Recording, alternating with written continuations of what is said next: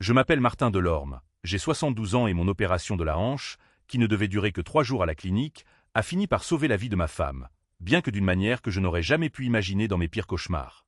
Je suis rentré un jour plus tôt que prévu.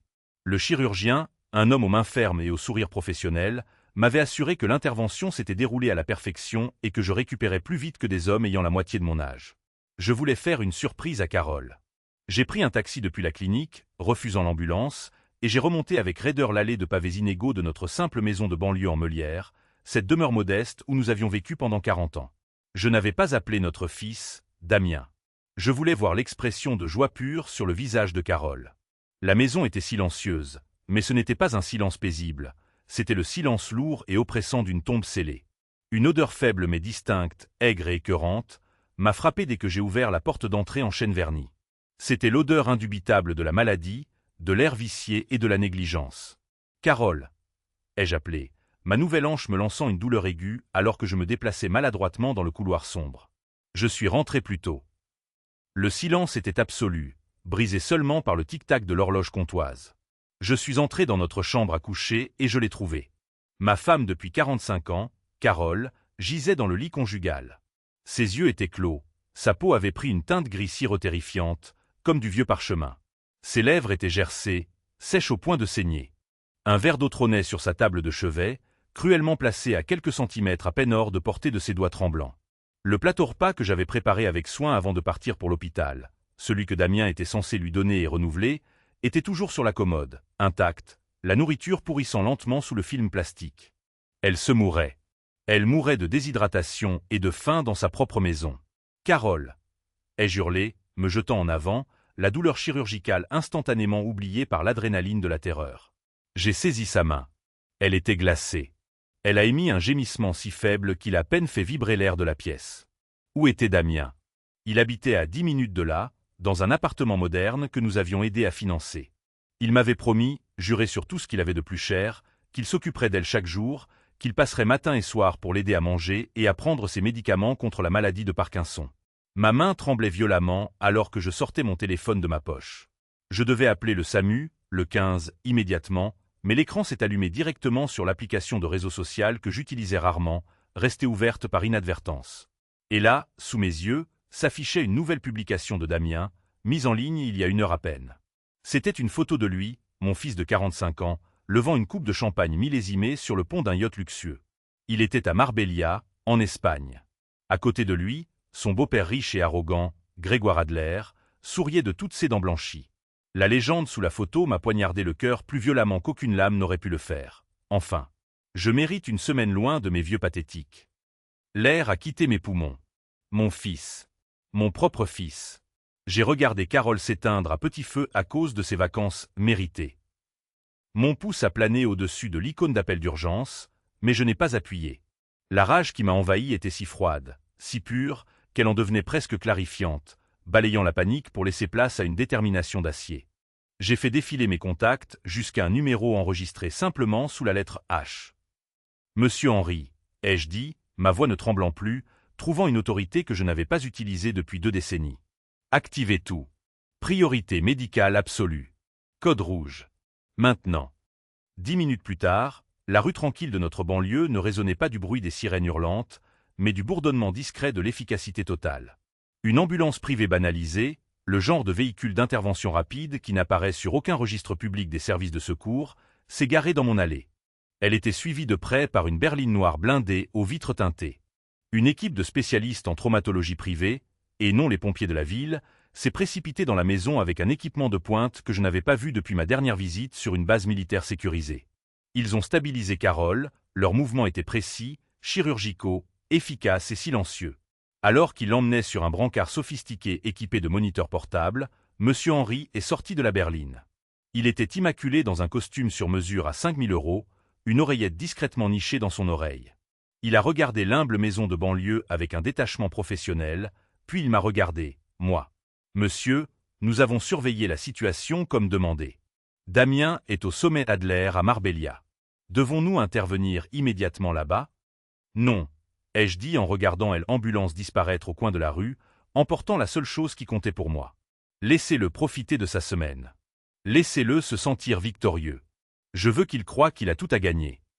Je me suis retourné vers la maison vide et silencieuse qui avait été le théâtre de mon plus grand échec en tant que père. Et ensuite, Henri, nous reprendrons tout. Absolument tout. La suite présidentielle de l'aile privée de la clinique Saint-Jérôme était un lieu que j'avais financé intégralement, mais que je n'avais jamais eu l'intention d'utiliser.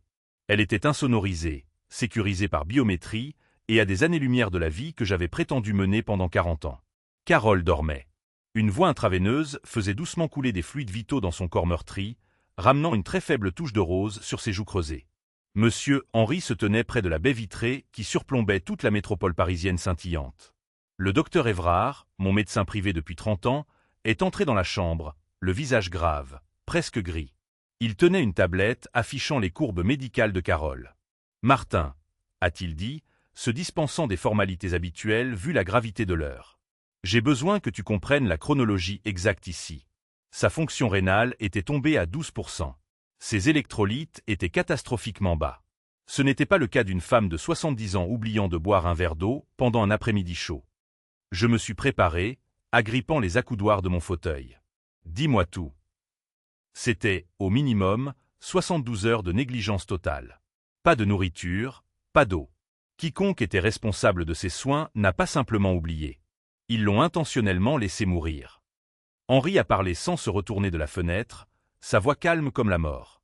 Les médicaments, le traitement pour Parkinson, étaient intacts. Le docteur Évrard a hoché la tête. Sans eux, ces tremblements auraient rendu impossible pour elle d'atteindre ce verre d'eau, même si elle en avait eu la force musculaire. C'était délibéré, Martin. Encore 24 heures et l'insuffisance rénale aurait été irréversible. Nous sommes passés à ça de la perdre. C'est une tentative de meurtre délibéré et intentionnel. J'ai remercié Évrard. Il a hoché la tête, a posé une main compatissante sur mon épaule et a quitté la pièce. Le silence dans la chambre était lourd, chargé de conséquences. Ils ont essayé de la tuer, ai-je chuchoté, les mots ayant un goût de cendre dans ma bouche. Oui, monsieur, a répondu Henri. Et nous pensons que ce n'était pas la première tentative. Je me suis assis dans le fauteuil visiteur, le velours moelleux me semblant étranger contre mes vêtements simples d'hôpital. J'ai regardé Carole, la femme qui avait accepté cette mascarade avec moi il y a 45 ans.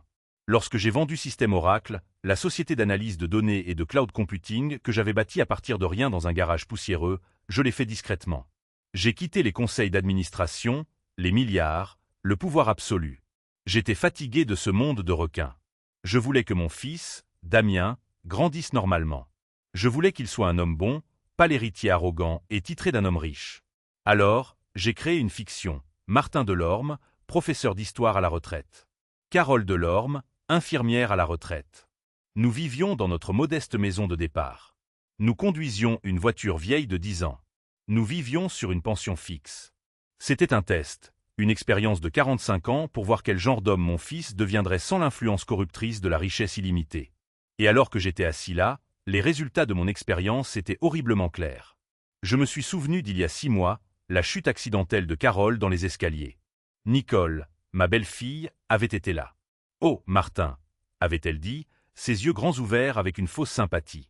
Elle a juste glissé. Elle devient si fragile. Carole s'était cassé le poignet. Damien avait soupiré bruyamment. On doit vraiment penser à une maison de retraite, papa. Je me suis souvenu d'il y a 3 mois, mon médicament pour le cœur. Je m'étais senti étourdi, désorienté pendant 2 jours entiers. J'avais trouvé mon pilulier quotidien rempli des somnifères de Carole au lieu de mes hypertenseurs. Damien m'avait aidé à le remplir cette semaine-là. « Papa, tu deviens sénile », avait-il ri. « Tu as dû les mélanger toi-même. Tu vois, tu ne peux même plus gérer tes propres pilules. » Et puis la semaine dernière, le jardin. Damien m'aidait à tailler les rosiers. J'ai trébuché sur un râteau laissé directement sur mon chemin, caché dans l'herbe haute. « Attention au râteau, papa !» avait-il crié une demi-seconde après que je sois tombé. La chute qui a brisé ma hanche. La chute qui m'a mis à l'hôpital. Mon sang s'est glacé. La chirurgie de la hanche n'était pas juste un accident. C'était le but. C'était l'opportunité qu'ils attendaient. Ils avaient besoin que je sois hors de la maison. Ils avaient besoin que je sois incapable d'intervenir pour qu'ils puissent exécuter leur plan final pour Carole. Ils n'attendaient pas simplement que nous mourions de vieillesse. Ils accéléraient le processus. Mon téléphone portable bon marché de retraité a vibré. C'était Damien qui appelait d'Espagne. J'ai regardé Henri. Il a discrètement appuyé sur l'application d'enregistrement de son propre appareil sécurisé. J'ai pris une profonde inspiration, essayant d'invoquer la voix du père fragile et simple d'esprit qu'il pensait que j'étais. « Damien, est-ce que tout va bien, fils ? » « Papa, je suis en réunion. Pourquoi tu m'appelles ?» Sa voix était tranchante, agacée, dépourvue d'empathie. « Tu es sorti de l'hôpital ? Tu n'es pas censé être rentré avant demain. »« Carole est à l'hôpital, » ai-je dit, laissant ma voix se briser légèrement. « Fils, elle a failli mourir. Elle était déshydratée, affamée. » Il y a eu une pause, mais pas un halètement d'horreur. C'était un silence froid et calculateur. « Quoi ?» a-t-il finalement dit, sa voix passant instantanément à une inquiétude pratiquée et fausse. « Oh mon Dieu, c'est son Parkinson ? Elle a encore oublié ses médicaments ? Elle a oublié de manger ? Papa, je t'avais dit que ça arriverait. » Il la blâmait instantanément. « Tu étais censé passer la voir, » ai-je dit, ma voix n'étant plus qu'un murmure. « Tu me l'avais promis, Damien. » Et je l'ai fait, a-t-il claqué, le masque glissant. Je suis passé la voir avant de partir. Elle allait bien. Écoute, papa. Je sais que tu es bouleversé, mais tu ne comprends pas la pression que je subis. C'est le sommet Adler. Grégoire Adler lui-même est là. C'est l'affaire d'une vie. Je ne peux pas tout laisser tomber, juste parce que maman oublie de boire de l'eau. Tu es à Marbella, ai-je déclaré factuellement. Oui, pour le travail, a-t-il crié. Pour l'avenir de notre famille. Tu dois être réaliste, papa. Je t'ai dit que nous devions la mettre dans un foyer. Elle est un fardeau. On pourra parler de tout ça quand je rentrerai. Il a raccroché. Il n'a pas demandé dans quel hôpital elle était. Il n'a pas demandé si elle allait survivre. J'ai fixé le téléphone éteint. Henri a calmement arrêté l'enregistrement. Notre famille, ai-je répété, les mots me semblant étrangers. Il voulait dire sa famille. Nous ne sommes que l'obstacle. Pire que ça, monsieur, a dit Henri en ouvrant son iPad sécurisé. Nous surveillons son activité comme demandé depuis l'incident des médicaments. La situation est désespérée pour lui. Il a tourné l'écran vers moi. Premièrement, Damien a été licencié de sa société de courtage il y a 6 mois. Quoi ? Il m'a dit qu'il avait une promotion. Il a été licencié pour activités financières inappropriées. Détournement de fonds, essentiellement. Il est au chômage depuis. Henri a fait glisser l'écran vers une autre page. C'était une série de relevés bancaires et de journaux de connexion en ligne. Deuxièmement, et c'est plus urgent, il est endetté jusqu'au cou. 300 000 €. 200 000 aux divers casinos de Monaco et d'Anguien. 100 000 à des prêteurs privés peu recommandables. Ils lui ont donné une date limite finale, la semaine prochaine. Mon Dieu, je n'en avais aucune idée. Le voyage en Espagne, ai-je chuchoté pour moi-même. C'est un effort de la dernière chance, a terminé Henri. Il n'est pas là-bas pour affaires légitimes. Il est là pour escroquer son beau-père. Nous avons analysé ses communications. Il présente à Adler un fonds fictif de technologie verte. Il a besoin d'un demi-million, et vite. 300 000 pour payer ses dettes et 200 000 pour que lui et Nicole puissent disparaître. Il escroque la famille de sa propre femme, ai-je dit, la nausée montant dans ma gorge. Ce qui nous amène à sa publication sur les réseaux sociaux, a dit Henri en tapotant la photo de Damien sur le yacht. Grégoire Adler est un homme impitoyable. Notre profil sur lui indique qu'il croit que la famille et les sentiments sont des faiblesses. La publication de Damien sur ces « vieux pathétiques » n'était pas juste une insulte, monsieur. C'était de la cruauté performative. Il signalait à Adler qu'il est tout aussi impitoyable, qu'il a coupé les liens avec ses origines faibles. Il a sacrifié sa mère pour un argumentaire commercial. Mais c'est pire encore, a dit Henri, sa voix devenant plus grave. Quand il a réalisé qu'il ne pouvait pas obtenir d'argent de vous, il a activé le plan A. Il a fait glisser l'écran à nouveau. Sur l'écran se trouvait un document juridique, une procuration.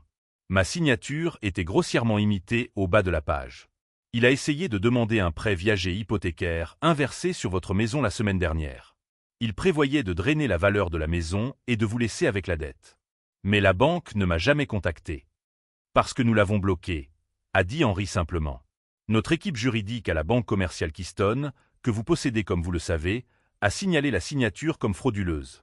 Nous avons placé un blocage indéfini sur la demande sans en informer le demandeur.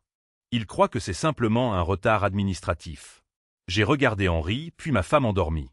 Pendant 45 ans, j'avais construit une forteresse de richesse invisible autour de ma famille, tout en prétendant que nous vivions dans une chaumière. Et dans sa cupidité, mon fils venait de déclarer la guerre à la forteresse, sans savoir que j'étais le roi à l'intérieur. Henri a rangé l'iPad. Quand le plan a échoué et que la date limite de ses créanciers a approché, votre opération de la hanche est devenue son opportunité parfaite. Il ne pouvait pas obtenir l'argent de la maison, alors il a décidé d'obtenir l'argent de l'assurance vie et de l'héritage immédiat. Il a laissé les mots s'imprégner dans l'air stérile. La famine de Madame Delorme n'était pas le plan B, monsieur. C'était la seule option qui lui restait. Je regardais le bip rythmé et rassurant du moniteur cardiaque quand ses paupières ont papillonné. Monsieur Henri, qui se tenait comme une statue dans le coin de la suite, a fait un pas en arrière subtil et respectueux, s'effaçant dans les ombres de la pièce luxueuse. Les yeux de Carole se sont ouverts. Au début, ils étaient nuageux, sans concentration. Puis ils m'ont trouvé, mais je n'y ai vu aucun soulagement. Je n'y ai vu aucun confort. Je n'ai vu qu'une terreur pure et sans mélange. Elle a essayé de crier, mais seul un son sec et râpeux s'est échappé de ses lèvres craquelées. Elle a tressailli violemment, retirant sa main faible de la mienne. Elle a essayé de se repousser contre les oreillers, son corps tremblant. « Non » a-t-elle chuchoté, sa voix cassée. « Non, il va te voir. Il saura que tu es là. Tu dois te cacher. Martin, s'il te plaît, cache-toi. » Elle pensait que Damien était encore aux commandes. « Carole, mon amour. » J'ai doucement pris sa main, la forçant à se concentrer sur moi. « C'est moi. C'est Martin. Tu es en sécurité. Nous sommes à Saint-Jérôme. Tu es en sécurité maintenant. Damien n'est pas là. » Elle m'a fixé, son esprit luttant clairement pour combler le fossé entre son traumatisme et cette nouvelle réalité. « Martin » a-t-elle chuchoté. « Mais l'opération, tu es censé être. Il a dit que tu ne reviendrais pas. Je suis rentré plus tôt. » ai-je dit, ma voix épaisse d'une émotion que je refusais de nommer. « Je t'ai trouvé, Carole. Je t'ai trouvé. » Son visage s'est effondré. La terreur a été instantanément remplacée par une vague de compréhension agonisante. Le barrage de son silence s'est rompu et elle a commencé à sangloter, des sanglots faibles, des secs qui secouaient tout son cadre fragile. « Il m'a enfermé » a-t-elle pleuré, agrippant ma main comme une bouée de sauvetage. « Il m'a enfermé à clé, Martin. » J'ai vu monsieur Henri dans ma vision périphérique. Sa main était dans la poche de son costume. Son pouce avait enfoncé un petit bouton.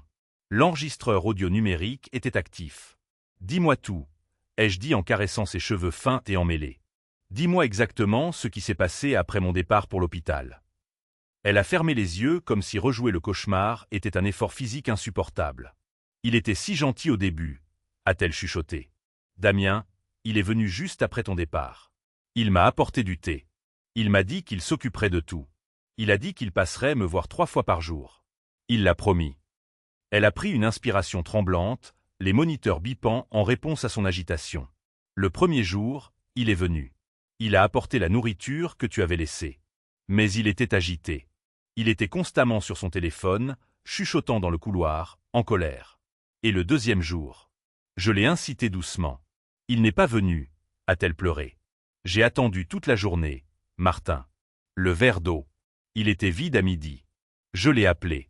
J'ai appelé jusqu'à ce que ma gorge me fasse mal, mais il n'a pas répondu. J'ai essayé de me lever, a-t-elle continué, sa voix se brisant. J'ai vraiment essayé, mais le Parkinson. Mes jambes ne m'obéissaient pas. Je ne pouvais pas atteindre le verre. Je ne pouvais pas atteindre le téléphone. Sa voix a baissé. Je pensais que je l'avais juste raté. Je pensais qu'il viendrait, mais ensuite il est revenu tard ce soir-là. Qu'est-ce qu'il a fait, Carole? Il s'est tenu dans l'encadrement de la porte. Il est juste resté là. Je l'ai supplié, Martin. Je l'ai supplié pour de l'eau. Je lui ai dit que j'avais tellement soif. Il m'a juste regardé. Ses yeux étaient si froids. Ce n'était pas mon fils. J'ai senti ma mâchoire se serrer jusqu'à ce que mes dents me fassent mal. Il a souri, a-t-elle chuchoté. Il m'a souri. Il a dit « Repose-toi, maman. Tout est pris en charge. » Et puis, elle tremblait violemment maintenant, et j'ai fait signe à l'infirmière qui attendait juste devant la porte. Elle a rapidement et silencieusement vérifié la perfusion. Et puis, a continué Carole, il a pris mon téléphone portable sur la table de nuit. Le téléphone d'urgence que tu me laisses toujours. Il l'a mis dans sa poche. Je lui ai crié dessus. Damien, non. Qu'est-ce que tu fais? J'en ai besoin. Il a juste tapoté sa poche et il a dit, je sais. C'est mieux comme ça. Pas de distraction pour toi, maman. Et puis il est parti et je l'ai entendu. Entendu quoi, mon amour? Ai-je demandé, bien que je connaisse déjà la réponse. La clé. J'ai entendu la clé tourner dans la serrure de l'extérieur. Elle sanglotait ouvertement maintenant, un son brut et terrifié. Il m'a enfermé dans ma propre chambre, Martin. Il m'a laissé là pour mourir. J'ai retenu mon souffle. Henri restait une statue près de la fenêtre, sa seule fonction étant de témoigner. A-t-il dit autre chose, Carole? J'avais besoin de la dernière pièce du puzzle. N'importe quoi d'autre. Elle m'a regardé, ses yeux soudainement vifs, clairs avec l'horrible souvenir de la trahison. Oui, a-t-elle dit. La dernière fois qu'il était là, quand il a pris le téléphone, je lui ai demandé pourquoi. Je lui ai demandé ce qu'il voulait. Je lui ai demandé si c'était à propos de la maison. Elle a fait une pause, rassemblant ses dernières forces. Il m'a regardé, Martin. Il n'a même pas essayé de le cacher.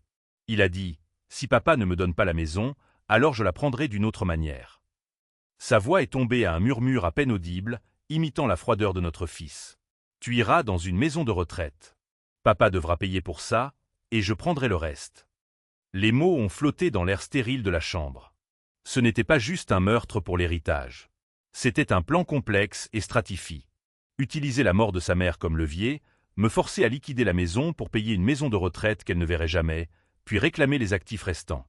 C'était un plan de mal pur et sans mélange. Carole était épuisée, son histoire enfin racontée. Ses yeux se sont fermés, le rythme du moniteur se stabilisant légèrement. Tu es en sécurité maintenant. Ai-je chuchoté en embrassant son front humide. Je suis là, et je vais régler ça. Je me suis levé et j'ai marché vers Monsieur Henri. Il avait déjà arrêté l'enregistrement. Nous l'avons, a-t-il dit, sa voix un murmure bas et professionnel. Le témoignage enregistré, horodaté et attesté par le personnel médical. C'est plus que suffisant pour établir l'intention criminelle. Bien, ai-je dit, ma voix plate, dépourvue de l'émotion qui faisait rage en moi. Je suis retourné à la fenêtre et j'ai regardé la ville. Je possédais une ville dans laquelle mon fils croyait que je pouvais à peine me permettre de vivre. Maintenant, Henri, ai-je dit en me tournant vers lui, dis-moi tout ce que tu sais sur ce sommet Adler en Espagne. Je me suis levé du chevet de Carole, ma nouvelle hanche me lançant un rappel physique sourd de la trahison de mon fils. Monsieur Henri, mon conseiller, mon confident, l'homme qui connaissait le vrai Martin Delorme, restait près de la porte, sa posture d'une immobilité professionnelle parfaite. Il attendait ses ordres depuis très longtemps. Henri, ai-je dit. Ma voix était basse, mais elle ne contenait aucune des incertitudes fragiles du professeur à la retraite que je prétendais être.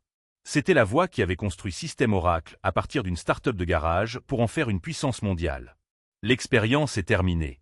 Il est temps de liquider l'actif toxique. Henri a simplement incliné la tête, son iPad déjà en main. Vos ordres, monsieur. D'abord, mon fils Damien. J'ai marché vers la fenêtre, regardant la ville 30 étages plus bas. Les lumières du quartier financier de la Défense scintillaient. Mon quartier financier. Damien croit qu'il est un loup. Il croit qu'il est un joueur. Il a essayé de forger ma signature sur une procuration pour commettre une fraude électronique contre une banque que je possède. Il tente d'escroquer son beau-père en sollicitant des fonds pour une entreprise inexistante. Je veux que tout le poids de la loi s'abatte sur lui. Les doigts d'Henri tapotaient l'écran. Le fisc ou l'AMF, monsieur? Les deux, ai-je dit. Je veux que la division des enquêtes criminelles du fisc reçoive un signalement anonyme complet concernant sa situation financière. Je veux qu'il voie l'écart. Un homme revendiquant un salaire de 60 000 € qui a soudainement 300 000 € de dette de jeu. Je veux qu'ils auditent chaque centime qu'il a touché au cours des 5 dernières années. Ce sera fait, monsieur. Le dossier est prêt. Et l'AMF? J'ai continué en me détournant de la fenêtre. Il est en Espagne en ce moment même en train de commettre activement une fraude sur les valeurs mobilières. Il vend un fonds fantôme. Je veux que ce dossier soit sur le bureau du directeur régional avant midi. Je veux que les mots « fraude électronique »,« abus de faiblesse sur personnes vulnérables » et « faux et usage de faux » soient les premières choses qu'il lise demain matin. Quand son avion atterrira, s'il est autorisé à monter dedans, je veux que des agents fédéraux, pas la police locale, l'attendent à la porte. Henri a tapoté l'écran 2 fois. Le dossier AMF est téléchargé, monsieur. Il inclut la fausse procuration, la demande frauduleuse de viager et les drapeaux de sécurité de la banque Keystone. Il sera marqué pour examen immédiat par nos contacts. J'ai hoché la tête, sentant le premier frisson froid de satisfaction. Il voulait jouer dans la cour des grands, ai-je murmuré. Bienvenue dans le spectacle. J'ai pris une inspiration. Le premier ordre était clinique. Le suivant était personnel. Deuxièmement, le sommet Adler. Cette performance, cette publication obscène sur ces vieux pathétiques. Il voulait un public pour sa cruauté. Je vais lui en donner un mondial. Henri a levé les yeux. Le seul signe de sa surprise était un sourcil légèrement haussé. Monsieur, cela signifiera exposer votre identité. La presse. La mascarade est finie. Henri. Mon anonymat était un bouclier pour lui. Il ne le mérite plus. Je veux le fichier audio complet du témoignage de Carole. Chaque mot, surtout la citation sur la maison de retraite et le fait de « prendre le reste », envoyé aux organisateurs de ce sommet. Je veux qu'il soit envoyé à tous les grands médias à Marbella, Paris et Londres. L'AFP, Reuters, le Wall Street Journal, tout le monde. Le titre, monsieur, a demandé Henri, ses doigts rédigeant déjà le communiqué. Le fils du milliardaire de la Tech Martin Delorme laisse sa mère mourir de faim tout en vendant un fonds fictif en Espagne. Henri s'est permis le moindre soupçon de sourire. C'est précis, monsieur.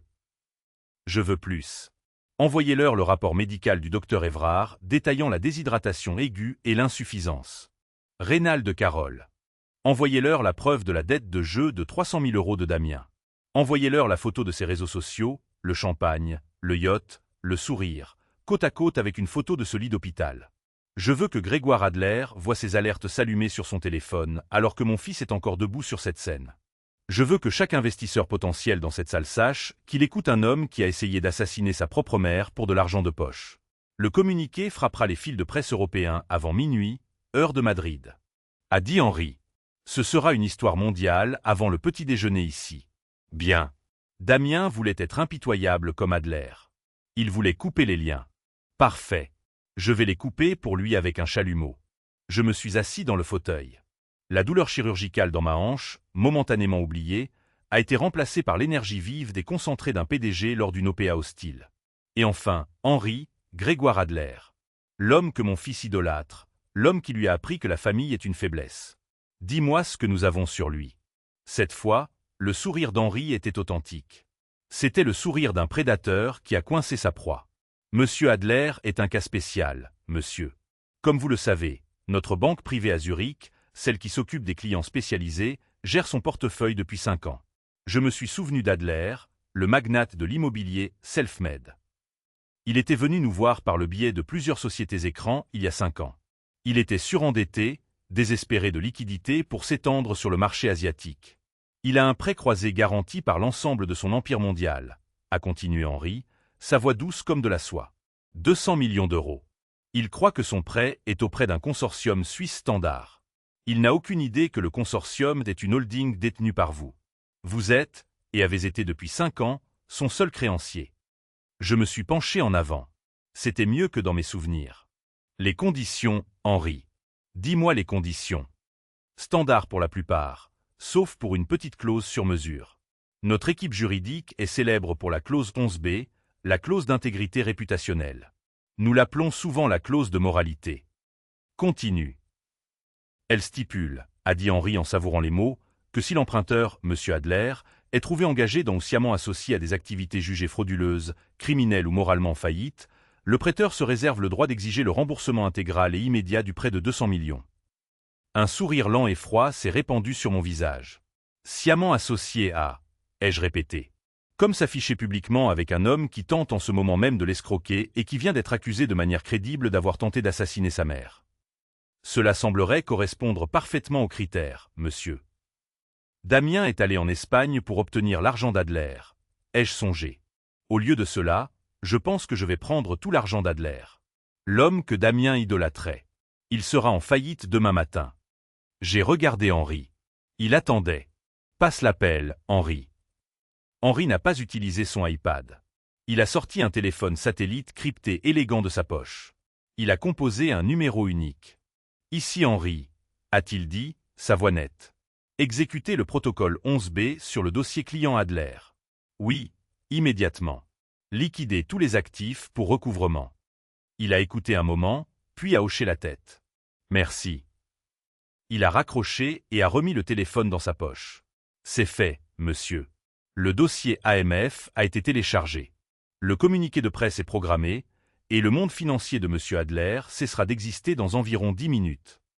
Je me suis retourné vers le lit, vers ma femme. Carole respirait profondément maintenant, la couleur revenant sur son visage. Elle était en sécurité. Bien, ai-je dit, ma voix étant un grognement sourd. C'est un début. Le vol pour Marbella dure quelques heures, mais pour l'information, c'est instantané. 17 heures après que mon fils eut quitté Carole pour mourir, il est sur scène. Je sais exactement à quoi ressemble cette salle de bal en Espagne. J'ai séjourné dans ce complexe. Je possède la holding qui a financé ce complexe. C'est opulent. Plafond à la feuille d'or, lustre en cristal, une mer de smoking noir et de robes de créateur. Au premier rang, Grégoire Adler est assis comme un empereur romain, sa fille Nicole, ma belle-fille, à ses côtés. Ils sont la royauté de ce petit monde. Et sur la scène, au centre du sommet d'investissement Adler, se trouve mon fils, Damien Delorme. Il porte un nouveau costume, un costume à 3 000 €. Je le sais parce qu'il a été débité sur l'une des cartes de crédit frauduleuses qu'Henri a trouvées. Il a l'air confiant. Il a l'air puissant. Il ressemble à tout ce qu'il a toujours voulu être. Il tapote le microphone. La salle se tait. « Merci, Grégoire », dit-il, sa voix onctueuse. « C'est un honneur d'être ici parmi des titans. » Je peux l'imaginer. Je peux voir le sourire de requin qu'il a appris de son beau-père. « L'avenir, » commence Damien, « n'est pas pour les timides. L'avenir est pour les audacieux, les innovateurs, les hommes qui sont prêts à faire ce que les autres ne feront pas. » Il arpente la scène. Il la possède. Les gens parlent d'héritage. Ils parlent de famille. Ils parlent du passé. Je dis que le passé est une encre. Je dis que l'héritage est un fardeau. Pour réussir vraiment, pour atteindre les sommets que M. Adler a atteints, vous devez être prêt à faire des choix difficiles. Il fait une pause, laissant le poids de sa sagesse s'installer sur la salle. Le succès exige des sacrifices, dit-il en regardant directement Grégoire Adler. Parfois, vous devez être prêt à couper le poids mort de votre vie. Vous devez être prêt à rompre les liens qui vous retiennent. Vous devez être prêt à sacrifier vos origines faibles et pathétiques pour atteindre votre destin ultime. Les mots frappent l'air juste au moment où le communiqué de presse autorisé par moi frappe les services de presse mondiaux. Alors que Damien parle de couper le poids mort, les téléphones de 3 journalistes au dernier rang commencent à vibrer presque silencieusement. Ils baissent les yeux, leurs yeux s'écarquillent. Damien ne voit pas cela. Il est perdu dans sa propre performance. Et c'est ce que représente mon fonds de technologie verte, continue-t-il. Il représente l'avenir. Un avenir non encombré par. Les portes massives en chêne au fond de la salle de bal s'ouvrent à la volée. Elles ne s'ouvrent pas simplement. Elles sont projetées violemment contre les murs de marbre. Le son résonne dans le hall comme un coup de feu. Chaque tête dans la salle se tourne. Damien s'arrête au milieu de sa phrase, la bouche ouverte. Debout dans l'encadrement de la porte se trouvent 2 hommes dans les uniformes vert foncé immédiatement reconnaissables de la Guardia Civile espagnole. Ils sont armés. Entre eux se tient un 3e homme, plus petit, dans un costume sombre américain impeccable, un agent de liaison d'Interpol. La musique s'arrête. Les chuchotements s'arrêtent. Les 3 hommes commencent à marcher le long de l'allée centrale, leurs pas lourds sur le tapis moelleux. C'est une longue marche, agonisante. Ils ne se précipitent pas. Ils sont méthodiques. Damien est figé. Il regarde Grégoire Adler. Adler regarde la porte, son expression n'est pas celle de la peur, mais d'une rage pure et sans mélange. Il pense que c'est une interruption de son événement. Quelle est la signification de ceci? Aboie Adler aux hommes qui approchent. J'ai une sécurité privée. Sortez-les. Les hommes ne s'arrêtent pas. Ils ne regardent pas Adler. Ils marchent directement vers la scène, fendant la foule, et s'arrêtent aux marches. L'agent d'Interpol lève les yeux vers mon fils. Damien Delorme. La voix de Damien est un couinement. Oui, je suis au milieu d'une présentation. L'agent montre son insigne. Damien Delorme, vous êtes en état d'arrestation à la demande du gouvernement français et en coopération avec les autorités espagnoles. Un halètement collectif aspire l'air de la salle. Nicole se lève. Arrestation? De quoi parlez-vous? C'est une erreur. L'agent fédéral l'ignore. Lui et les 2 officiers de la Guardia Civile montent sur la scène. Vous êtes inculpé, dit l'agent, sa voix calme, claire, et bientôt amplifiée par le microphone que Damien utilisait juste avant, de 3 chefs d'accusation de fraude électronique, conspiration pour abus de faiblesse, faux et usage de faux. Et il vérifie ses notes. Et tentative de meurtre. Le visage de Damien s'effondre. Meurtre? Quoi? Non. Non. C'est fou. L'un des officiers espagnols tire les mains de Damien derrière son dos. Le clic métallique net des menottes résonne à travers le système de sonorisation de la salle de bal. C'est le son le plus beau que j'ai jamais entendu. La salle explose. Les caméras crépitent. Les journalistes qui avaient vérifié leur téléphone se bousculent maintenant, criant « Monsieur Delorme, avez-vous essayé de tuer votre mère? Est-ce vrai pour les 300 000 € de dette de jeu ?» Damien a l'air complètement désorienté. « Comment? Comment savez-vous ça? » Grégoire. Il hurle en se tournant vers son beau-père. « Fais quelque chose. C'est une erreur. C'est un mensonge. » Grégoire Adler est debout. Il est pourpre de rage. C'est un scandale. Je ferai sauter vos emplois. Cet homme est mon invité. C'est quoi ces absurdités sur l'abus de faiblesse? Monsieur, dit calmement l'agent. Je vous suggère de vérifier votre téléphone. Le communiqué de presse vient d'être rendu public. Et comme sur un signal, chaque téléphone dans la salle de bal, y compris celui de Grégoire Adler, commence à vibrer. Une explosion de notifications. Adler arrache son téléphone de la table. Il regarde l'écran. Il lit le titre que j'ai écrit moi-même. Le fils du milliardaire de la Tech Martin Delorme laisse sa mère mourir de faim tout en vendant un fonds fictif en Espagne. Adler lève les yeux de son téléphone, ses yeux grands ouverts de confusion. Il regarde Damien. Milliardaire, chuchote Adler. Martin Delorme. Système Oracle. Martin Delorme. Damien secoue la tête, essayant de se dégager des gardes. Non, ce n'est pas vrai. C'est un prof. Un vieux prof pathétique. Il n'a rien. Mais les journalistes lisent déjà les faits sur le fil de presse. Monsieur Adler. Crie l'un d'eux. Est-il vrai que le fonds de Monsieur Delorme est frauduleux? Étiez-vous au courant qu'il avait 300 000 € de dette?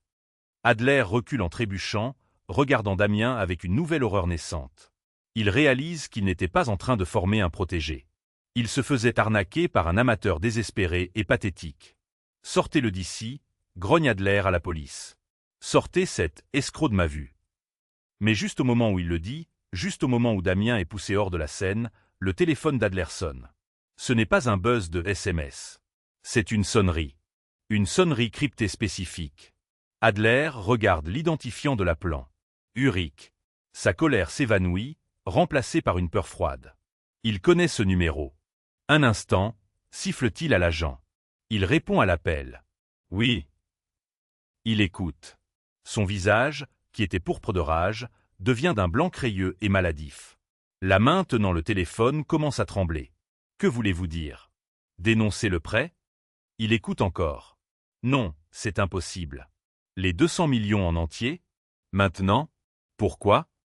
Il écoute. Quoi? Quelle clause de moralité? Je peux imaginer la voix précise et froide de mon banquier à l'autre bout du fil. Clause 11b, monsieur Adler. Association sciemment entretenue avec des éléments criminels. Le montant total est dû dans les 24 heures où nous saisissons tous les actifs mondiaux. Vous ne pouvez pas.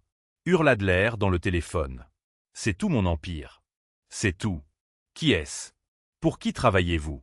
Il écoute une dernière fois. Et je sais ce que mon banquier vient de lui dire. Le nom du prêteur, monsieur Adler. L'homme à qui vous devez de l'argent depuis 5 ans. Son nom est Martin Delorme. Passez une agréable journée. Le téléphone d'Adler glisse de ses doigts et claque sur le sol en marbre. Il ne s'évanouit pas. Il se dégonfle simplement. Tout son corps, son arrogance, son pouvoir, tout s'évapore. Il s'affaisse sur sa chaise, une coquille vide et ruinée.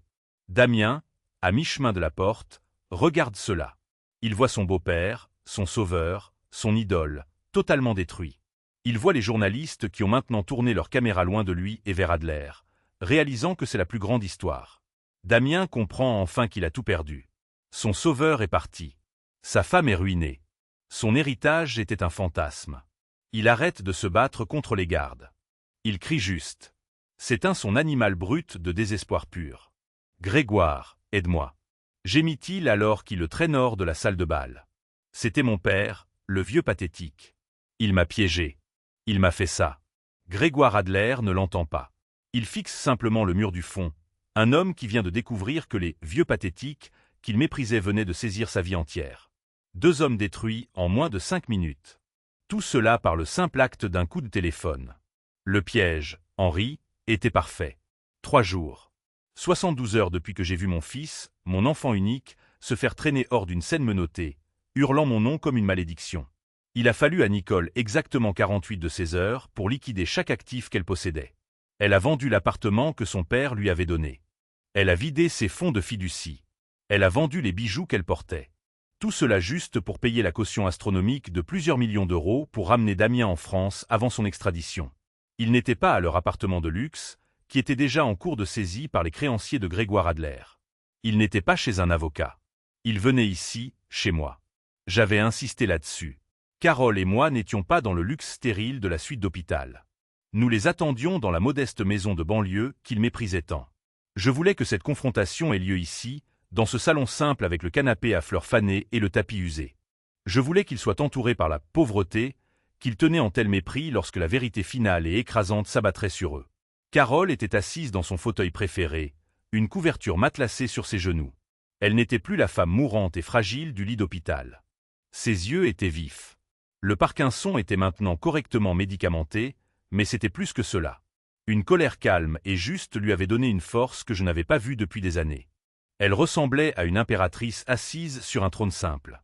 Je me tenais près de la cheminée, ma hanche me faisant encore mal, fixant le manteau vide où nous gardions autrefois des photos encadrées bon marché de Damien. Nous avons entendu la voiture, une location bon marché et bruyante, pas leur BMW habituel. La portière de la voiture a claqué avec un son qui vibrait de violence réprimée. La porte d'entrée ne s'est pas simplement ouverte. Elle a été ouverte à coups de pied, le bois bon marché tremblant dans son cadre. Damien a fait irruption en premier. C'était une épave. Le costume à 3 000 € qu'il portait à Marbella était froissé et taché. Ses cheveux étaient en désordre, ses yeux injectés de sang et sauvages. Il ressemblait à un animal acculé, enragé et désespéré. « Papa » a-t-il rugi. Le nom n'était pas une salutation. C'était une accusation. « Qu'est-ce que tu as fait » Il vibrait d'une fureur chauffée à blanc. « Tu m'as ruiné. Tu m'entends ? Tu m'as ruiné. Tu as détruit Grégoire. Tu as détruit Nicole. Tu as tout détruit. » Nicole a trébuché derrière lui, l'air tout aussi débraillé. Le masque de sa vie polie et parfaite avait disparu.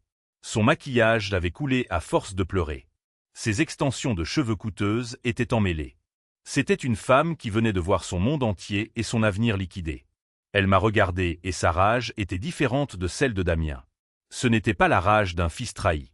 C'était la fureur primitive d'un charognard qui venait de se faire arracher sa proie. « Tu as menti » a-t-elle hurlé, sa voix se brisant. Elle a pointé un doigt tremblant vers moi. « Tout ce temps, ce taudis, ces vêtements, tu nous as menti. Tu as de l'argent, espèce de vieux pathétique. Tu avais de l'argent depuis le début. » Tout son corps tremblait sous la force de son accusation. C'était le mot « argent » qui faisait craquer sa voix. C'était tout ce qui avait jamais compté. Elle n'était pas horrifiée que son mari ait essayé d'assassiner ses parents. Elle était incandescente de rage que nous n'ayons pas été les victimes pauvres et faciles qu'elle pensait que nous étions. Nous étions censés être une famille, a-t-elle sangloté. Mais il n'y avait pas de larmes. C'était un son sec et hystérique de pure frustration. Nous étions censés nous aider. Tu es juste resté assis là. Tu es resté assis là et tu nous as regardés. Tu nous as laissé lutter. Tu as laissé Damien. Elle s'est soudainement tournée vers Damien, ses yeux se plissant. Et toi ? A-t-elle craché sur lui. Tu m'as dit qu'il n'était qu'un prof. Tu m'as dit que cette maison était tout ce qu'il avait. Tu as dit qu'il fallait juste attendre qu'il crève. Tu as dit qu'il était pathétique. Il l'est. A rugi Damien en retour, sa panique le rendant stupide. Il est pathétique, caché dans ce mausolée toute sa vie. C'est sa faute. Il m'a obligé à le faire. Il a tourné ses yeux sauvages vers moi. Tu m'as ruiné. J'avais un accord. J'avais Adler. Il allait m'installer pour la vie. Et toi ? Toi avec ton drame hospitalier pathétique. Tu as tout gâché. Tu as détruit ma réputation, tout ça à cause d'elle.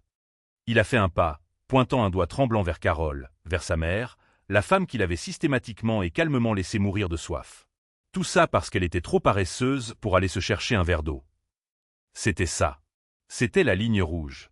Pendant 45 ans, j'avais été Martin Delorme, le professeur, le père, l'homme calme, modeste et doux. J'avais construit un personnage de compréhension patiente et de sagesse inoffensive. Cet homme est mort à cet instant précis. Je me suis détourné de la cheminée. Je n'ai pas élevé la voix. Je n'ai pas bougé un muscle sauf pour rencontrer son regard. « Assieds-toi, Damien. » La voix qui est sortie de ma bouche n'était pas celle qu'il connaissait. Ce n'était pas la voix chaude et légèrement chevrotante de son père. C'était la voix qui avait construit Système Oracle. C'était la voix qui avait commandé des conseils d'administration de requins. La voix qui avait négocié des accords d'1 milliard de dollars. La voix qui avait démantelé des divisions d'entreprises entières avant le petit déjeuner. C'était la voix qui n'avait pas été utilisée dans ma propre maison depuis 20 ans. Mais elle n'avait rien perdu de son tranchant. Elle était basse. Elle était plate. Elle était lourde du poids absolu et non négociable du pouvoir pur comprimé. Damien s'est arrêté net. Il a physiquement reculé comme si je l'avais frappé. Sa bouche, qui était ouverte dans un ricanement, s'est refermée avec un clic audible. Nicole, qui se préparait pour un autre cri, s'est figée. Le son est mort dans sa gorge. L'air même de la pièce a changé. Le salon minable et modeste ressemblait soudain à une chambre d'exécution. Le plafond semblait bas. La fureur de Damien, ses fanfaronnades, toute sa performance de victime lésée, tout s'est effondré. Tout s'est évaporé comme si un interrupteur avait été actionné. Tout ce qui restait était la peur tremblante, confuse et primitive d'un petit garçon qui venait de courir à toute vitesse dans un mur de granit solide dont il ignorait l'existence. Il regardait un étranger. « Quoi ? Qu'est-ce que tu as dit ?» a-t-il balbutié. Sa voix était soudainement une octave plus haut. Je n'ai pas bougé. Je n'ai pas cligné des yeux. J'ai simplement tenu son regard. J'ai dit, ai-je répété, chaque mot atterrissant comme un coup de marteau sur la pierre. Assieds-toi. Maintenant. Il a tressailli et il a obéi. Il ne s'est pas seulement assis. Il est tombé en arrière. Il s'est effondré sur le canapé à fleurs fanées, celui qu'il avait toujours méprisé. Celui qu'il avait essayé de vendre sous mes pieds. Nicole l'a regardé. Elle a vu son mari, son complice, instantanément réduit à un enfant tremblant et obéissant. Son esprit, rapide et calculateur, essayait de recalibrer. La dynamique de pouvoir de tout son monde venait d'être réécrite en 2 secondes. Elle s'est précipitée pour s'asseoir dans le fauteuil en face de lui, ses mains se serrant si fort que ses articulations étaient blanches. Il me fixait. 2 rats dans un piège qui venait de réaliser que le piège simple était beaucoup plus complexe, et que le propriétaire de la maison n'était pas celui qu'il pensait. J'ai laissé le silence s'étirer. Je les ai laissés s'y asseoir. Je les ai laissés étouffer dedans. Carole les regardait tous les deux. Son visage serein.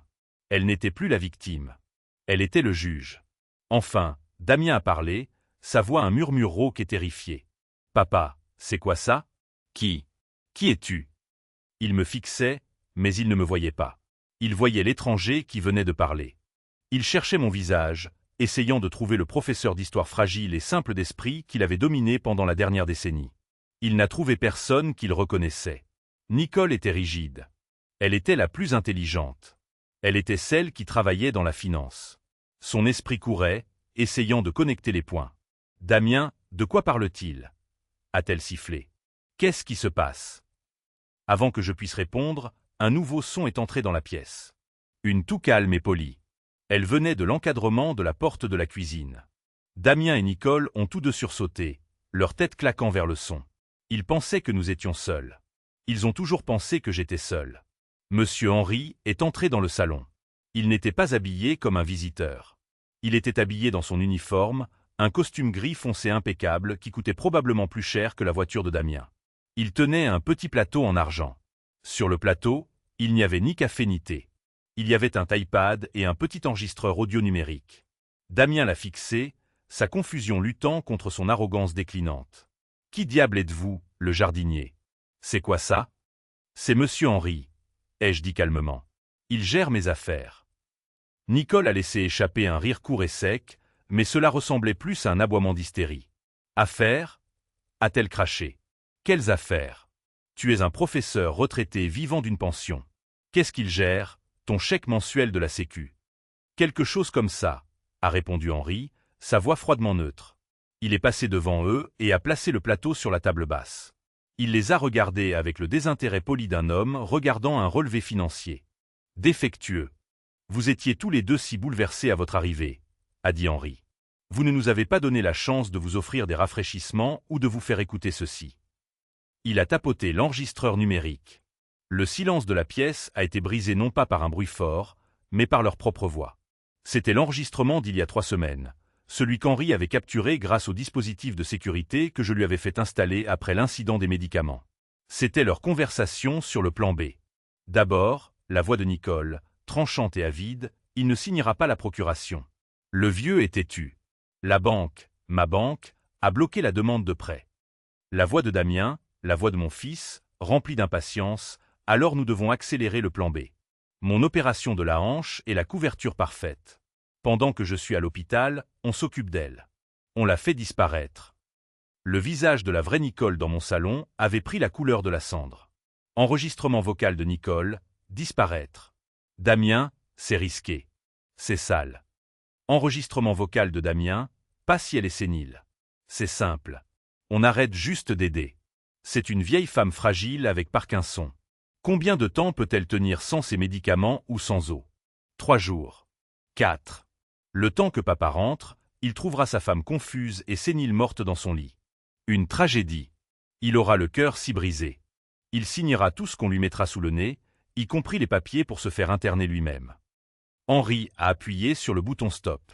Le seul son dans la pièce était la respiration rauque et superficielle de Damien. Il hyperventilait. Nicole fixait le petit enregistreur noir comme si c'était un serpent venimeux. « Vous » a-t-elle finalement hurlé, trouvant sa voix. « Vous, c'est illégal.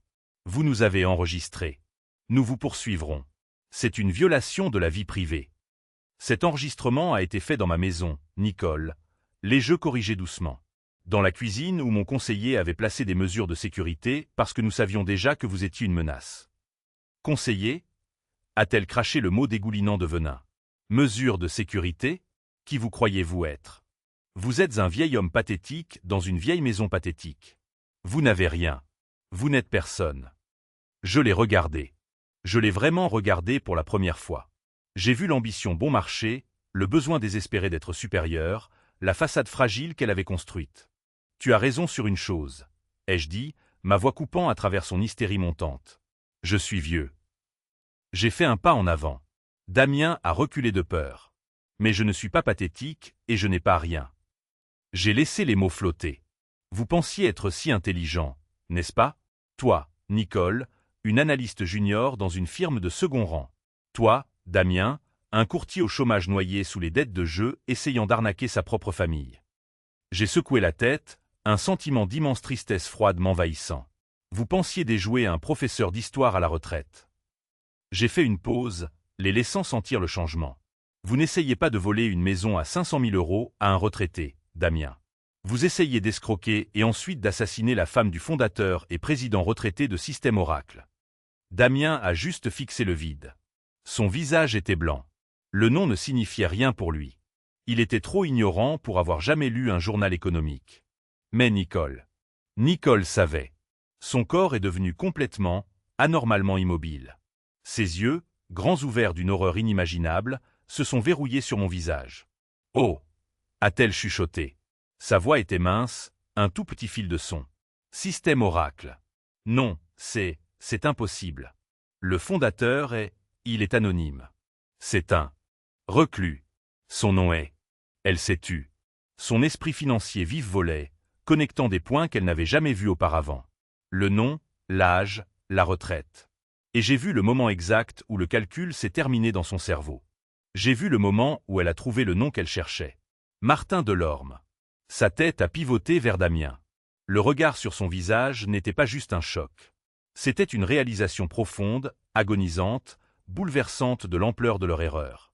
Ce n'était pas une maison qu'ils avaient ratée. C'était des milliards. Elle n'a pas crié sur moi. Elle a crié sur lui. Espèce d'idiot.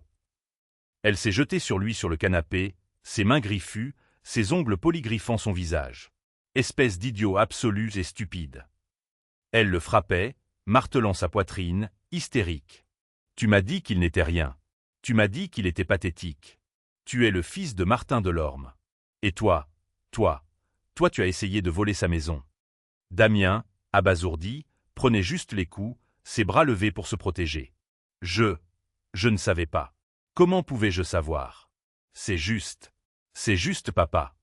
Ce n'est pas juste papa, a hurlé Nicole en s'arrachant les cheveux. C'est l'un des hommes les plus riches du monde. Il possède la moitié du cloud. Et toi, tu as essayé de tuer sa femme. Nous aurions pu tout avoir. Tout. Et toi, espèce d'idiot. Elle s'est effondrée sur le sol, non pas dans la défaite, mais dans une véritable dépression nerveuse agonisante, sanglotant avec le chagrin catastrophique de la richesse non gagnée et perdue. Et Damien a finalement compris. La révélation de l'argent, la réalisation de ce qu'il avait jeté s'est abattue sur lui. Il a regardé au-delà de sa femme hurlante. Il m'a regardé. Il ne voyait plus un père. Il voyait un dieu. Un dieu terrifiant, vénal et tout-puissant qu'il avait essayé de défier. Il a glissé du canapé. Il ne s'est pas seulement agenouillé. Il a rampé. Il a rampé sur le tapis fané et usé, le tapis qu'il avait prévu de vendre, et a agrippé l'ourlet de mon pantalon de retraité simple. « Papa » a-t-il sangloté. C'était de vraies larmes cette fois, pas les larmes d'un fils qui avait perdu le respect de son beau-père. C'étaient les larmes primitives et terrifiées d'un homme qui venait de découvrir qu'il était piégé, exposé et totalement ruiné par une puissance qu'il ne pouvait pas comprendre. « Papa, s'il te plaît. S'il te plaît, je ne savais pas. Je jure que je ne savais pas. J'étais endetté. J'étais si profondément endetté. » Grégoire Adler. Il me mettait la pression. J'étais désespéré. Je ne savais pas quoi faire d'autre. « S'il te plaît, papa. Je ferai n'importe quoi. Je rembourserai. Je travaillerai pour toi. Je balayerai les sols. Je serai ton chauffeur.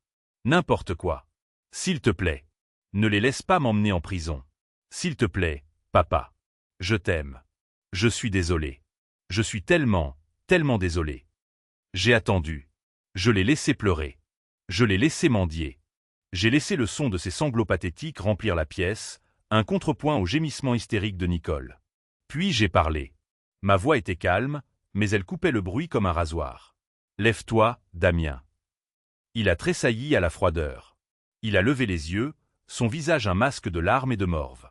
Il s'est levé lentement, en tremblant. « Tu me pardonnes » a-t-il chuchoté, sa voix pleine d'un espoir désespéré et pathétique. « Non. » Son visage s'est effondré. « Ton amour est sans valeur. » ai-je dit, ma voix plate. « Tes excuses sont sans valeur. Ce ne sont pas des excuses pour tes actions. C'est la panique d'un homme qui s'est fait prendre.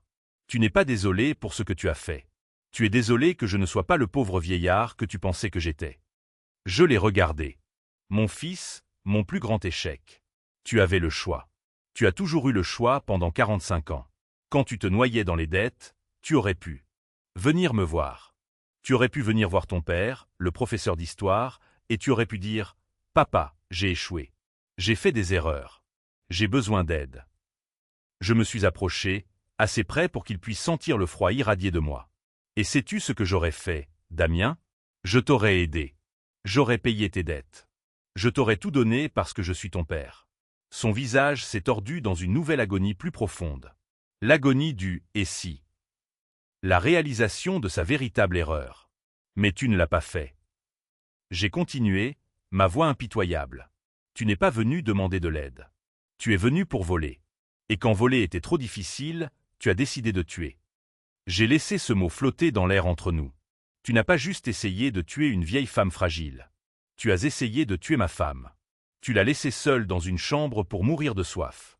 Pour ça, Damien, il n'y a pas de pardon. Il n'y a pas de famille. Il n'y a que la justice. Non, papa, s'il te plaît. Il a supplié, tendant la main vers moi. J'ai reculé hors de sa portée. Tout, ai-je dit, est fini. Et comme convoqué par mes propres mots, comme si l'univers lui-même attendait mon commandement, il y a eu un coup fort et ferme à la porte d'entrée. Ce n'était pas le martèlement frénétique d'un parent. C'était le coup lourd, officiel et patient de l'autorité. Damien et Nicole se sont figés. « Qui est-ce » a chuchoté Nicole, son hystérie s'évanouissant, remplacée par une nouvelle terreur froide. Henri est passé devant eux, son visage aussi impassible que jamais. Il a ouvert la porte d'entrée. 2 policiers en uniforme se tenaient sur le porche, leurs mains reposant sur leur ceinture. « Monsieur Henri » a demandé l'officier principal. « Oui, nous sommes prêts pour vous. » Damien Delorme et Nicole Delorme a demandé l'officier en entrant dans la pièce. « Vous êtes tous les deux en état d'arrestation. » J'étais assis au 3e rang du tribunal. C'était exactement 6 semaines après l'arrestation de Damien. Carole était à côté de moi. Elle n'était plus en fauteuil roulant. Elle était assise droite. Sa main était ferme. Ses yeux étaient clairs. Elle était magnifique. La salle était comble. Notre histoire, grâce au communiqué de presse précis d'Henri, avait explosé. Ce n'était pas juste les nouvelles locales. C'était national. L'histoire du milliardaire caché. L'histoire du fils qui a affamé sa mère. Les flashs des caméras ont crépité comme des éclairs lorsque Damien et Nicole ont été amenés. Ils avaient l'air petits. Le costume et la robe de créateur avaient disparu, remplacés par des vêtements bon marché et mal ajustés que leurs avocats commis d'office avaient probablement trouvés dans un magasin de rabais. Sans mon argent, sans l'argent d'Adler, ils n'étaient rien. Ils étaient exactement les « vieux pathétiques » qu'ils avaient toujours craint de devenir. Damien m'a regardé. Ses yeux étaient creux. Il cherchait un signe, de la pitié, un sauvetage de dernière minute. J'ai regardé à travers lui. Le procureur, M. Hernandez, était un homme vif et concentré dans la quarantaine. Il ne voulait pas juste gagner. Il voulait les anéantir. Mesdames et messieurs du jury, a commencé Hernandez, sa voix résonnant dans la salle silencieuse. Ce n'est pas une affaire compliquée. Ce n'est pas une affaire de dynamique familiale nuancée ou de malentendu. C'est une affaire de cupidité, pure, simple et froide. C'est l'histoire d'un fils qui a regardé ses parents vieillissants et a vu non pas une famille, mais un obstacle. Un obstacle à éliminer. Il a commencé avec les preuves. C'était méthodique, brutal. D'abord, la fausse procuration. Un expert légiste a pris la parole. La signature de Martin Delorme, bien qu'une imitation compétente, montre des signes clairs de réplication numérique et de traçage. Elle est 100% frauduleuse. Ensuite, les dossiers financiers. Une agente de l'AMF, une femme sévère en tailleur bleu gouvernemental, a pris la barre. Elle a détaillé les 6 mois de chômage de Damien. Elle a détaillé les 300 000 € de dette de jeu. Elle a détaillé la société Écran, le fonds Green Tech, que Damien avait créé pour escroquer les investisseurs. L'accusé était désespéré, a-t-elle dit.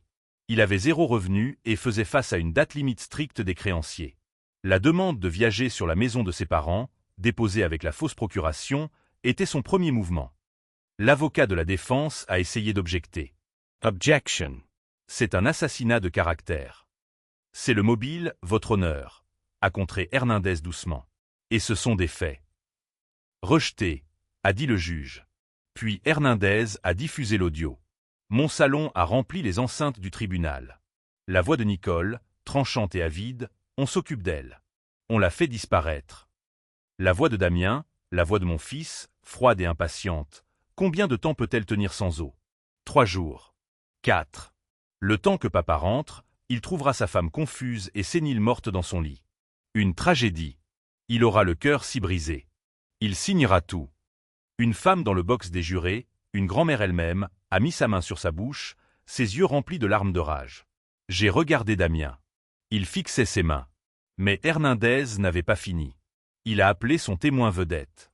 L'accusation appelle Grégoire Adler à la barre. Le tribunal a bourdonné. Adler, le magnate ruiné, a marché vers la barre. Il avait vieilli de 10 ans. Son empire avait disparu, liquidé par ma banque. Il avait tout perdu. La seule chose qui lui restait était sa haine pour l'homme qu'il avait exposé comme un idiot. Il avait obtenu l'immunité sur plusieurs charges de fraude en échange de son témoignage contre son gendre.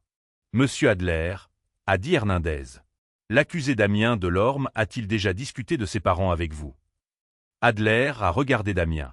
C'était le regard d'un dieu contemplant un insecte qu'il allait écraser. Il l'a fait, a grogné Adler. Il se plaignait toujours d'eux. Il m'a dit qu'ils étaient un poids mort. Il a dit qu'ils étaient pathétiques. Il a traité son père de vieux fou sénile. Pourquoi vous a-t-il dit cela? Il essayait de m'impressionner, a ricané Adler. Il savait que je ne respecte pas la faiblesse. Il jouait un rôle, se vantant de couper les liens avec son passé. De sa capacité à être assez impitoyable pour être dans mon monde. C'était un idiot essayant de jouer à un jeu qu'il ne comprenait pas, a-t-il jamais mentionné sa mère, Carole Delorme. Il a mentionné qu'elle était un problème en cours qui serait bientôt résolu. J'ai regardé Nicole. Elle fixait son père, son visage un masque de trahison. Papa, non, a-t-elle chuchoté. Son propre père l'enterrait juste pour obtenir sa propre vengeance sur Damien. Merci, monsieur Adler. Pas d'autres questions. La défense s'était désespérée. Ils n'avaient aucun dossier. Ils n'avaient aucune preuve. Alors, ils ont fait la seule chose qu'ils pouvaient. Ils se sont retournés l'un contre l'autre. L'avocat de Damien l'a mis à la barre. C'était une performance pathétique. Il a pleuré. Il a bafouillé. Il a pointé un doigt tremblant vers sa propre femme. Je ne savais pas quoi faire, a-t-il sangloté. Je me noyais dans les dettes. J'avais peur. Et elle? Il a regardé Nicole. Elle m'a dit que j'étais faible. Elle m'a dit que mes parents étaient pathétiques et que je devrais juste prendre ce qui m'appartenait de droit. Elle m'a donné l'idée. Elle a tout planifié. C'est elle qui a fait des recherches sur les somnifères. C'est elle qui a dit que laisser ma mère seule était le moyen le plus propre. J'ai juste suivi.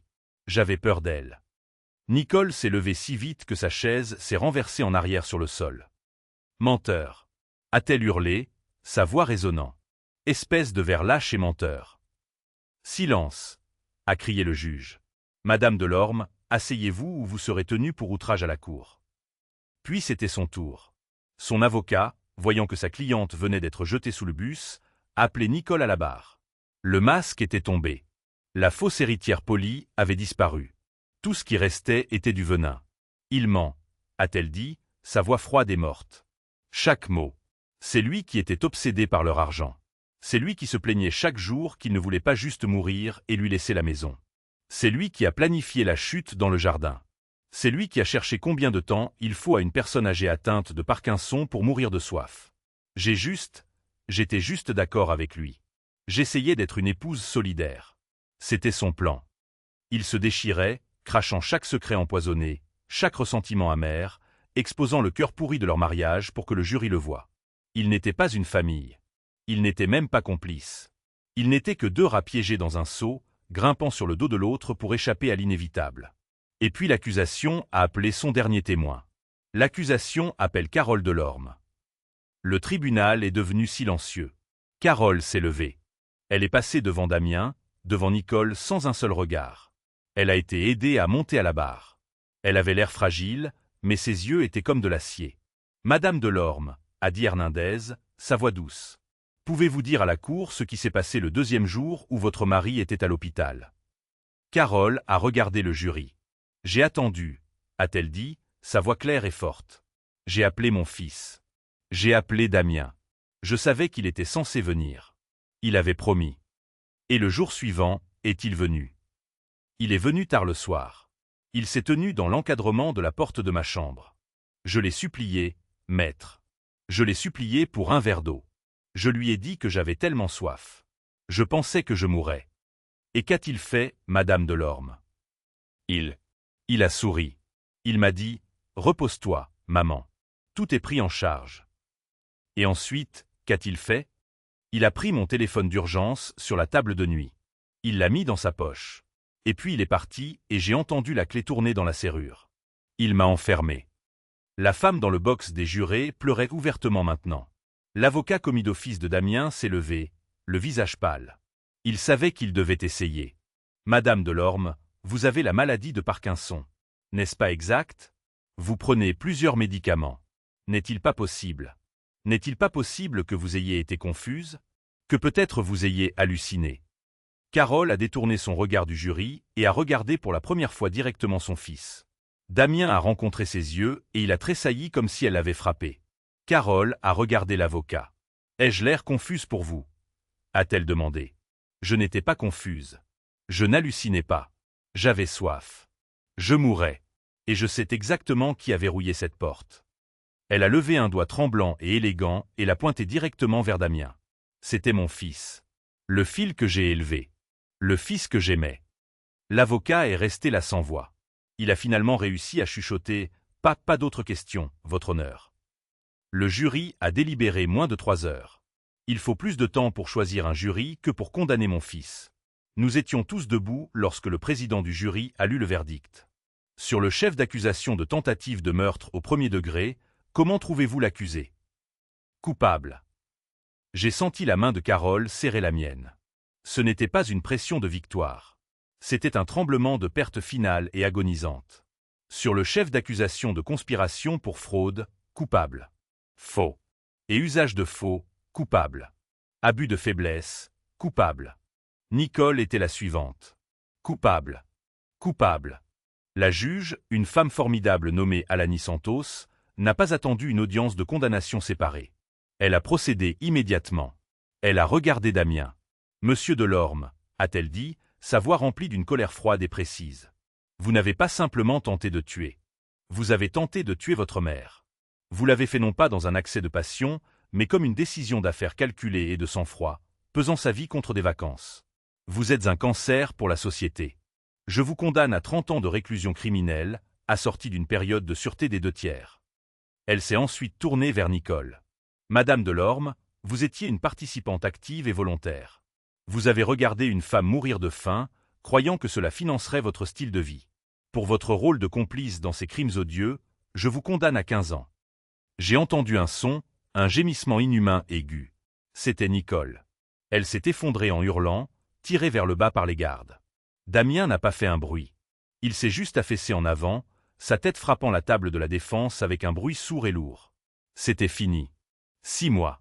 180 jours depuis que je me suis assis dans cette salle d'audience et que j'ai regardé mon fils, mon enfant unique, me regarder avec des yeux creux et vaincus alors qu'un juge le condamnait à 30 ans de prison.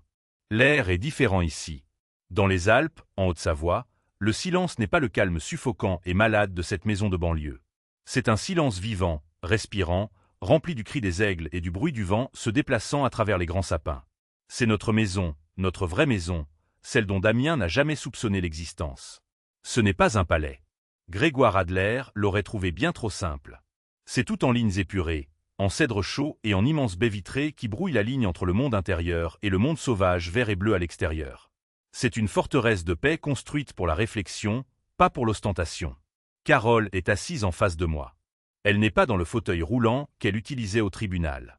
Elle est recroquevillée dans un fauteuil en cuir profond et confortable, ses pieds repliés sous elle, lisant un livre. Les meilleurs neurologues du monde, combinés à l'absence totale de tourments émotionnels et physiques constants, ont fait des merveilles. Son tremblement est presque imperceptible aujourd'hui. Elle a l'air contente. Nous ne regardons pas les nouvelles du matin. Nous regardons un flux privé haute définition sur le grand écran qui se rétracte sans couture dans la cheminée en pierre. C'est une diffusion en direct. Une vente aux enchères locales. Sur l'écran, un commissaire-priseur au débit rapide se tient sur la pelouse inégale de notre ancienne maison. L'autre maison, la boîte de banlieue beige et minable qui a servi de scène à notre mensonge de 45 ans. Nous sommes à 500 000 €, crie le commissaire-priseur. Est-ce que j'entends 510? Oui, 510 du monsieur au téléphone. Une fois, 2 fois. La caméra engagée par l'équipe d'Henri balaie la petite cour. Je vois l'endroit exact dans le jardin où Damien a laissé le râteau pour que je le trouve. Je vois le haut des escaliers à travers la fenêtre avant. Les escaliers où Carole est tombée accidentellement. Cela semble si petit, si mesquin. Une scène bon marché et fragile pour une tragédie si coûteuse et laide. Adjugé. Le marteau claque, un son qui résonne avec finalité. Pour 510 000 € à l'enchérisseur 724. Monsieur Henri, assis discrètement à un bureau en acajou dans le coin de la grande salle, tape une touche sur son ordinateur portable. Les fonds sont virés, monsieur, comme vous l'avez demandé. Je hoche juste la tête. Je regarde l'écran alors que la petite foule de curieux se disperse. Des étrangers marchent déjà vers la porte d'entrée, leur agent immobilier déverrouillant la maison pour laquelle mon fils a essayé de tuer.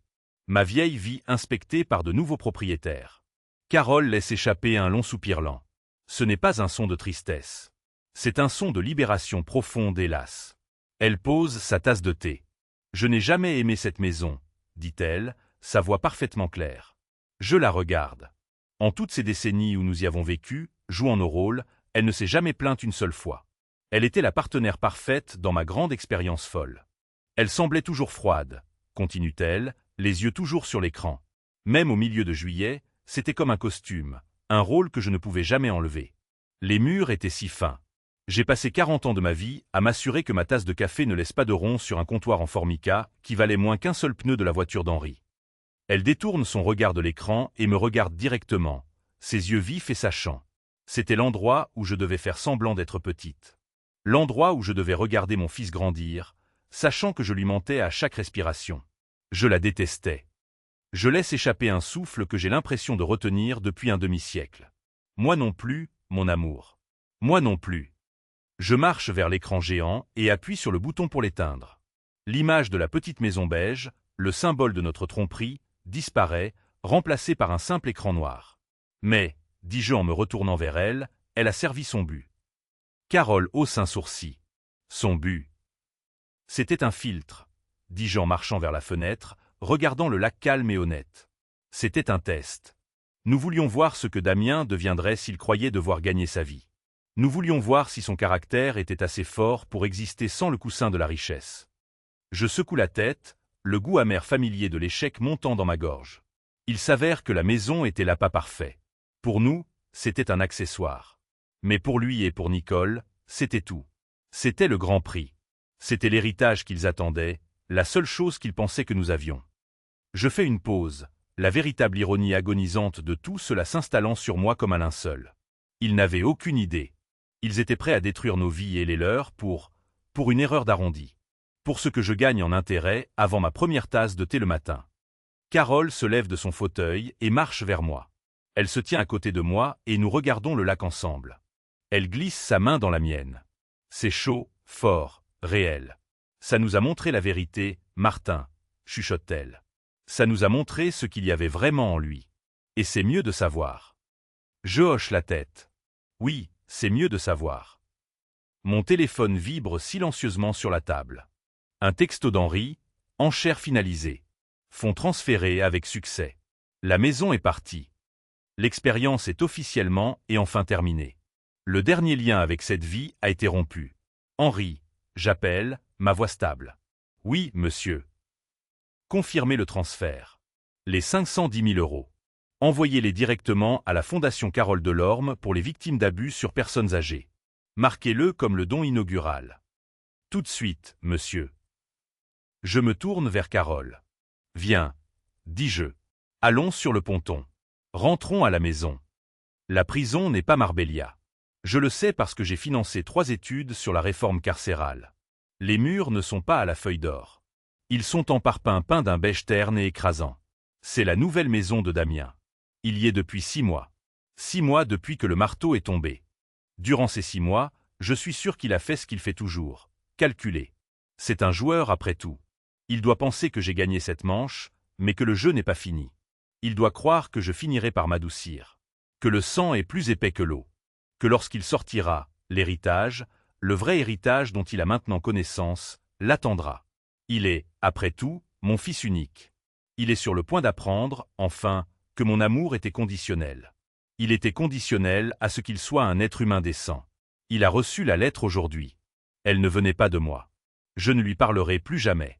Elle venait du cabinet d'avocats qui gère le trust familial.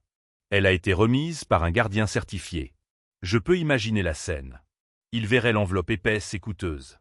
Il penserait, ça y est, le sauvetage, la branche d'olivier, le moment où mon vrai père intervient enfin pour tout arranger. Il ouvrirait l'enveloppe. Il lirait, cher monsieur Delorme. Cette lettre est pour vous notifier formellement de la disposition finale des actifs du trust familial Martin Delorme dont vous étiez, jusqu'à ce matin, le seul bénéficiaire nommé. Je me demande s'il s'est arrêté là. S'il a dû lire ce mot 2 fois. Étiez. Passé. Selon la clause 72, qui détaille la confiscation immédiate et irrévocable de tous les actifs en cas de condamnation pour crime, en particulier lié à une intention de tuer les donateurs principaux, vous avez été formellement déshérité. Toutes vos prétentions au trust sont annulées de façon permanente. Je peux voir son visage, la panique froide. Mais où va l'argent? La lettre continuerait. À 9 h ce matin, les actifs complets du trust, évalués à 1,2 milliard d'euros, ont été entièrement transférés pour créer et doter de façon permanente une nouvelle organisation caritative indépendante. Cette organisation sera dédiée à une seule mission, fournir une aide juridique et des logements aux personnes âgées victimes d'abus financiers ou physiques de la part de leur propre famille. La fondation est nommée en l'honneur de la femme que vous avez essayé d'assassiner. Elle sera connue sous le nom de Fondation Carole Delorme. Je voulais qu'il comprenne cela. Je voulais qu'il sache que pour les 30 prochaines années, chaque fois qu'un fils comme lui essaiera de voler ses parents, ce sera son argent, l'argent pour lequel il a trahi son âme, qui financera les avocats qui les traqueront. Sa cupidité financera une armée de protecteurs. Mais je n'avais pas fini. Cependant, conclut la lettre, votre père a autorisé une disposition finale pour votre bénéfice personnel. Un fonds en fiducie non transférable de 50 000 € a été établi en votre nom.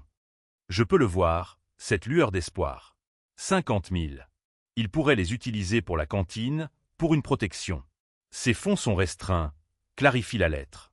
Ils ne peuvent pas être utilisés pour des frais juridiques ou des objets personnels.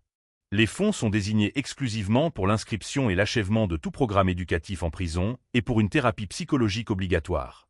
Spécifiquement, pour des cours d'éthique appliquée et de thérapie comportementale. Les fonds seront libérés directement aux prestataires. Ils vous souhaitent le meilleur dans votre voyage de développement personnel. C'est ma dernière leçon. J'ai pris son héritage, mais je lui ai donné une éducation. J'ai pris sa liberté, mais je lui ai donné une thérapie. Il a 30 ans pour réfléchir à ses choix. 30 ans pour étudier. 30 ans pour peut-être, enfin, devenir un homme bon. Je lui ai donné tout ce dont il a besoin. Il n'a plus rien à blâmer d'autre que lui-même. Il a fallu un autre mois pour que la première lettre arrive de la prison. Je l'ai ouverte dans mon bureau. C'était un testament de sa rage magnifique et non dilué. Vous pensez avoir gagné. Vous êtes un monstre. Vous m'avez laissé croire que nous étions pauvres. C'est votre faute. Je vous hais. Je l'ai lu une seconde fois. Le diagnostic était clair, narcissisme terminal. Il n'avait rien appris. J'ai froissé la lettre et je l'ai jetée dans les cendres froides de la cheminée. Carole m'a rejoint. Nous l'avons perdu, Martin, a-t-elle chuchoté. J'ai secoué la tête. Non, Carole. Nous l'avons perdu il y a longtemps. Ce que nous avons fait, c'est sauver des milliers d'autres. 2 ans ont passé. Le silence est paisible. La fondation est une force. Carole rit à nouveau.